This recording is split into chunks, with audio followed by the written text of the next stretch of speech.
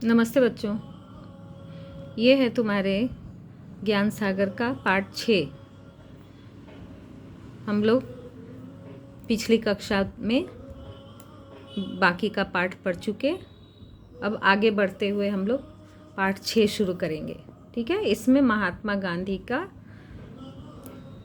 वर्णन दिया गया है और उनके बारे में बहुत सारी बातें लिखी हुई है जो तुम लोगों को भी सुनकर अच्छा लगेगा, जानकारी होगी। तो शुरू करते हैं। आश्रम के अतिथि और संस्मरण यादें। हिंदुस्तानी प्रचार सभा की बैठक गांधी जी की कुटी में होने वाली थी। गांधी जी की कुटी में न मेज थी न कुर्सी। चटाई पर छोटी सी गादी पर बैठकर एक लकड़ी के फट्टे के सहारे दीवार से टिककर गांधी जी पुराने ढंग की लिखने की डेस्क से काम लेते थे। मिट्टी गोबर से लिपे फर्श पर चटाई पर ही और लोग आकर बैठते थे। यहाँ देखो, उस दिन गांधी जी ने वहाँ एक कुर्सी मंगवाई, खुद एक छोटी सी टीपाई ले आए और उस पर उन्होंने एक मिट्टी का सकोरा रख दिया। सकोरा क्या है? मिट्टी का कटोरी नुमा बर्तन। यह देखकर और लोग अचरज से देखने लगे। एक ने हिम्मत करके पूछा, बापूजी आप यह सब क्या कर रहे हैं? गांधी जी ने कहा, मौलाना अबुल कलाम आज़ाद आने वाले हैं ना, उन्हें ज़मीन पर बैठने की आदत नहीं है, उनके लिए यह इंतज़ाम कर रहा हूँ। और यह मिट्टी का सकोरा क्यों? यह एक राखदानी है। गांधी जी अपने यहाँ आने वाले अतिथियों की सुविधा का कितना ध्यान रखते थे, यह इससे स्पष्ट होता है। वे अपनी जीवन पद्धति से दूर अन्य ढंग की जीवन पद्धति जीने वाले की अड़चन समझते थे। वे नहीं चाहते थे कि उन्हीं के विचार और आचार दूसरों पर जबरदस्ती लादे जाएं। कोई अहिंसक ढंग से उन्हें अपनाता तो वे इसका स्वागत करते थे। गांधी जी छोटी से छोटी चीज़ का ध्यान रखते थे। मनोहर दीवान थे से उन्होंने कहा, पुनिया लपेटने का जो डोरा है वह कहाँ गया? उन्होंने दूसरा डोरा ला दिया, पर वे बोले, नहीं यह नहीं चलेगा। मुझसे डोरा गुम हो जाए यह कैसे चलेगा? मनोहर दीवान ने पूछा, बापूजी इस छोटे से डोरे में क्या रखा है? बापू बोले, अगर मेरे हाथ से डोरा गुमने लगे तो स्वराज्य भी गुम होने में देर नहीं लगेगी। बापूजी जो चिट्ठियाँ आती थीं उनके लिफाफे, तार के कागज़, चिट्ठियों के एक तरफ से कोरे कागज़ या बचे हुए कागज़ को भी संभाल कर काट कर रखते थे। वे सोचते थे कि कागज़ का अपव्यय हमें नहीं करना चाहिए। गांधी जी यह भी चाहते थे कि सब चीज़ें जो काम में लाई जाएं वे स्वदेशी हों।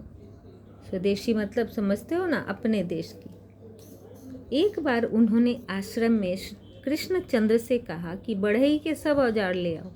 वे बाजार से खरीद कर ले आए। गांधी जी ने कहा, ये तो विदेश के बने हुए हैं, ये सब तभी मैं काम में लाऊंगा जब ये स्वदेश में बने हों। इसी कारण सिला हुआ कपड़ा पहनना उन्होंने छोड़ दिया था, क्योंकि तब सुई भी हिंदुस्तान में नहीं बनती थी, न सिलाई की मशीन न कैंची। उन्होंने पुराने ढंग की धोती और चादर, बिना सिला हुआ कपड़ा पहनना ही जीवन के अंतिम कई दशकों में अपना पहनावा बना लिया था। एक दिन एक नौजवान सेवाग्राम में आया। वह गांधी जी के साथ आश्रम में उनकी सहायता करना चाहता था और सलाह लेना चाहता था। वह बोला, मैं आदमियों की सेवा करना चाहता हूँ, पर ईश्वर में मेरा विश्वास नहीं है। गांधी जी ने जवाब दिया, मनुष्य से प्रेम और सेवा बहुत अच्छी बातें हैं, पर मनुष्य ईश्वर का स्थान नहीं ले सकता। ईश्वर के बारे में अलग अलग समूहों में लोग अलग अलग तरह की कल्पनाएं करते हैं और उनमें अधूरापन आ जाता है। असल में आप ईश्वर का नाम लेते हैं, पर अपने जीवन में उसकी सजीव प्रतिकृति मनुष्य के साथ सही व्यवहार नहीं करते। हर मनुष्य में ईश्वर है, यह मानना ही ईश्वर पर सच्चा विश्वास रखना है। प्रेम या अहिंसा में ही भगवान है। उन्होंने युवक से कहा कि जब तक यह पूरा विश्वास पैदा न हो वह आश्रम में रहे। एक दिन आश्रम के उस समय के मंत्री छगनलाल जोशी ने कहा, आश्रम के कोठार के काम में हिसाब में कुछ गड़बड़ी हो गई है। उस दिन शाम की प्रार्थना में उन्होंने कहा, छगनलाल भाई ने इस सत्य को छिपा कर रखा, यह बहुत बुरी बात हुई है। हम इस आश्रम को सत्याग्रह आश्रम कैसे कहें? छगनलाल जोशी गांधी जी के ही भतीजे थे। गांधी जी आत्मशुद्धि के लिए उपवास की बात करने लगे। किसी ने यह बताया कि कस्तूरबा को किसी ने 4 रुपये उपहार में दिए थे। वह आश्रम के दफ्तर में जमा नहीं किए गए। गांधी जी को इस बात का भी बहुत बुरा लगा। वे रात के 3 बजे तक आत्मशुद्धि पर लेख लिखते रहे। उसमें उन्होंने बड़ी सख्ती के साथ छगनलाल और कस्तूरबा की आलोचना की। हैदराबाद में सरोजिनी नायडू ने यह लेख पढ़ा और उन्हें बहुत बुरा लगा कि गांधी जी ने अपनी पत्नी का इस तरह सबके सामने अपने लेख में अपमान किया। आश्रम में आकर उन्होंने गांधी जी से अपना गुस्सा व्यक्त किया। गांधी जी ने कहा, सरोजिनी देवी, यह नाराज होने की बात नहीं है। मैं इसे बड़ी खुशी का दिन मानता हूँ। भगवान ने मुझे एक बड़े पाप से बचा लिया। आज मैं अपने नज़दीकी रिश्तेदारों के दोष नहीं बताता तो कल सारे आश्रम में यह बात फैल जाती और धीरे धीरे भ्रष्टाचार हमारे सारे जीवन को खा जाता।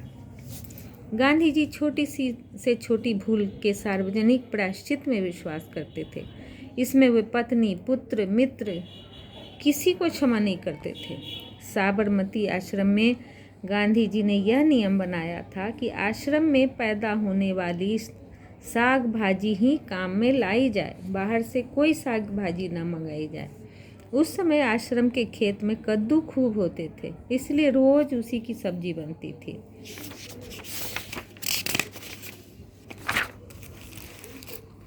इस सब्जी को भी बड़े बड़े टुकड़ों में काटकर उबाल दिया जाता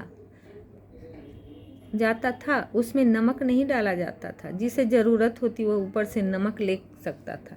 आश्रमवासी भाई बहनों की गांधी जी से शिकायत करने की हिम्मत न होती। श्री नरहरि भाई पारेख की पत्नी ने कद्दू की सब्जी पर एक गीत ही लिख डाला।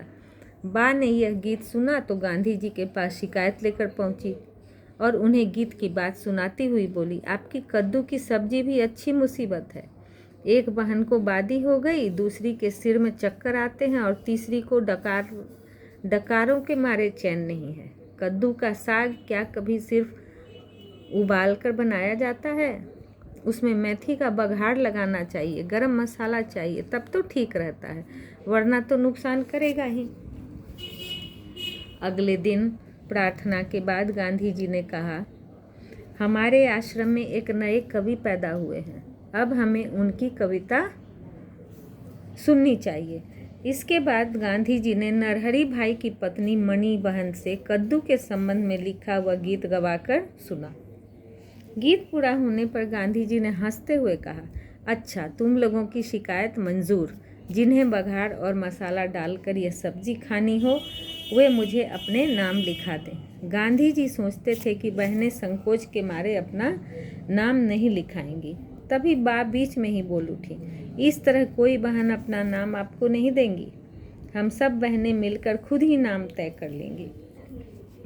गांधी जी बोले, तो ठीक, ऐसा ही करो, लेकिन देखना इसमें बच्चों को शामिल मत करना। बच्चे बिना मसाले की सब्जी पसंद करते हैं।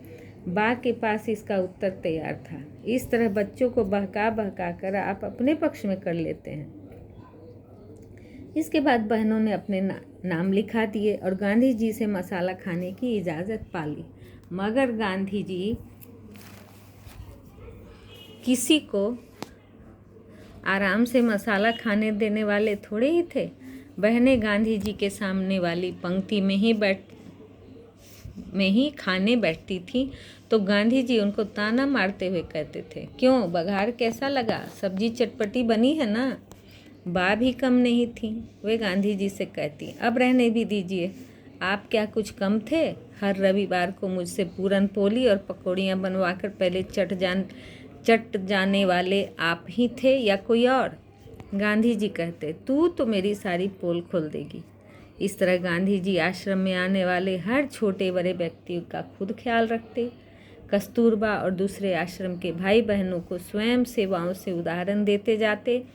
वे खुद करते फिर कहते। गांधी जी केवल उपदेशक नहीं, कर्मयोगी थे। और ये कहानी लिखी है डॉक्टर प्रभाकर माचवे जी ने। तो आप लोगों को ये समझ में आ गया गांधी जी के लिखे हुए संस्मरण, उनकी यादें। तो इसको पढ़िए, दोहराइए। फिर मिलते हैं अगले अभ्यास कार्य के साथ। धन्यवाद।